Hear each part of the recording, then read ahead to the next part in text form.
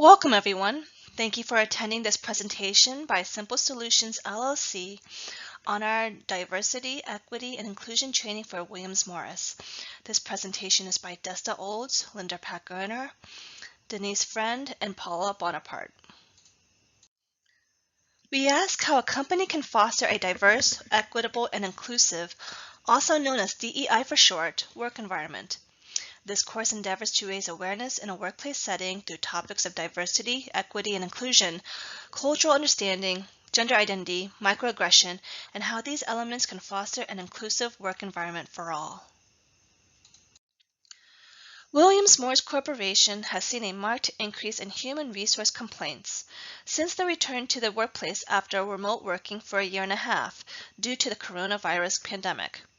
This includes issues arising from a now more racially diverse and LGBTQ staff who have claimed that they have experienced microaggression from existing Williams Morris staff.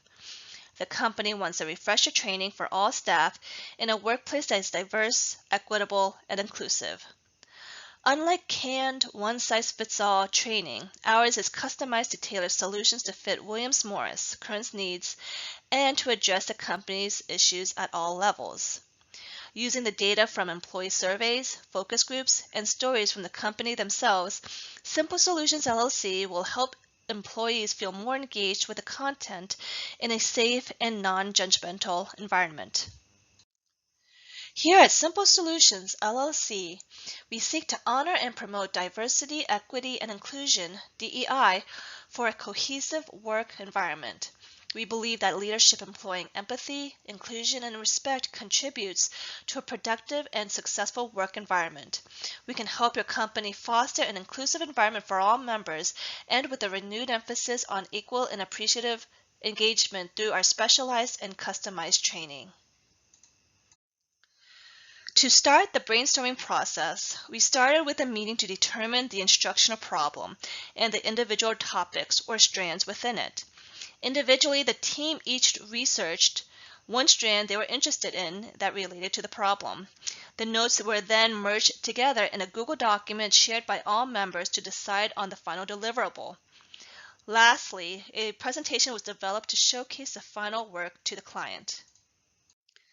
Some positives of the brainstorming process was the variety of perspectives brought to the project through each of us researching individually and sharing those ideas in our virtual face-to-face meetings.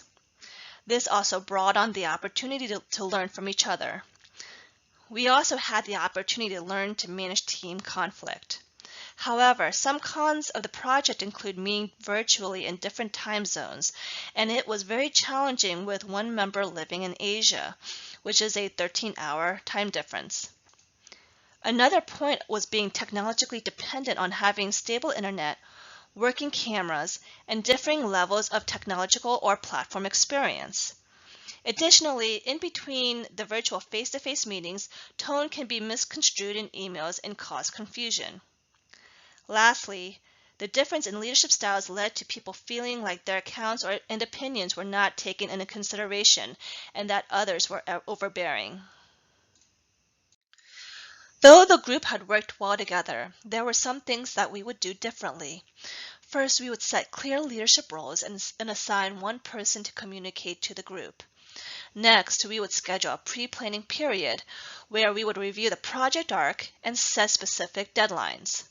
And lastly, we would vote on how communications should be delivered and the platforms that would be utilized. Our training course for Williams Morris consists of 4 modules: cultural awareness, gender diversity, microaggression, and fostering a DEI environment. These 4 modules will achieve the overall objectives of distinguishing events that do not engender an inclusive work environment and identifying biases and microaggressions to a particular marginalized group as they occur. The specific competencies to achieve these overarching objectives are to include all members in all forms of communication and to reduce potential conflict through acknowledgement of own biases. This 4-module training is our identified solution to our instructional problem. Cultural sensitivity is the knowledge, awareness, and acceptance of other cultures and others' cultural identities. It is related to cultural competence, the skills needed for effective communication with people of other cultures, which includes cross-cultural competence and sometimes regarded as a precursor to the achievement of cultural competence. On the individual level, cultural sensitivity enables workers to successfully navigate a different culture with which they are interacting. Increasingly, training is being incorporated into workplaces. Many populations include minority groups comprising indigenous peoples and immigrants from other cultures and workplaces, and organizations of all types are mindful of being culturally sensitive to these groups. Training is usually aimed at the dominant culture, but in multicultural societies they may be taught to migrants to teach them about minority groups, and it may also be taught to expatriates working in other countries. Cultural diversity includes demographic factors such as race, gender, and age, as well as values and cultural norms. As a guidance for cultural and inclusion training in the workplace, there is awareness for cultural competence, cultural knowledge, cultural awareness, and cultural sensitivity. These sensitivities are formed in the ways they impact the lives of people in the organization. Some cultures might feel no importance to knowing or acknowledging cultural differences. There can often be resistance to appreciation of other cultural groups. The belief that others understand them can prove resistance to working better in workplace settings. In achieving this, one way is to create spaces for diverse individuals. Cultural sensitivity encounters ethnocentrism and involves intercultural communications and other skills. In this module, we will focus on gender diversity. Up until a few years ago, we had dealt with two major distinguishing gender groups, male and female. Focusing on this binary construct shuts out a third gender group, non-binary, who do not identify as male or female and use a they/them pronoun. For this module, we will focus on evaluating internal biases regarding LGBTQ with a special emphasis on non-binary, applying the proper pronouns for individuals, and recognizing events that may be harmful or exclusive to those who identify as non-binary.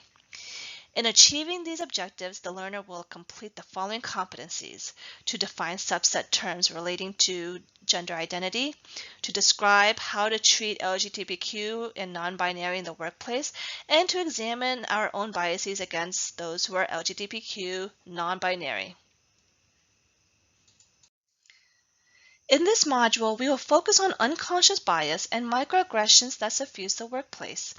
We will cover the 4 different types of bias and look at the effects that they have on the workplace, as well as evaluate the positive change that can come from actively recognizing and extinguishing those types of practices. This module will also cover microaggressions and how employees can recognize and diminish these types of actions in a tactful and productive manner. Module 4 is the final culmination of the work in the 3 previous modules that result in fostering a diverse, equitable, and inclusive environment. Upon completion of this module, learners will utilize inclusive language and spaces to suit the needs of all the individuals in the workplace, demonstrate techniques to promote inclusive participation in meetings and teams in day-to-day work, develop inclusivity strategies for future actions on further inclusion. This leads to the competencies that learners in the company will implement collectively from past modules and compose an inclusion action plan which will outline specific moves the company will make to increase the DEI with the dates and steps to complete them. A performance assessment should be made by a set goal date to assess the progress of the inclusion action plan. How did the workplace facilitate trust and respect within the company? How did the company make every voice heard? Then they will be able to quantify their success. We at Simple Solutions, LLC have thoroughly researched workplace dynamics through blogs and peer-reviewed articles, looking at services of other competitors and sending out surveys to former clients. Our training sets us apart by addressing specific needs of the company and the individuals working there. Each employee will recognize their own biases with the goal to help them reflect individually and make personal changes in their actions in an open environment. This training mandates whole company participation and maps out long-range goals to change the company culture through the Inclusion Action Plan. Thank you for viewing this presentation by Simple Solutions LLC on our Diversity, Equity, and Inclusion training for Williams Morris.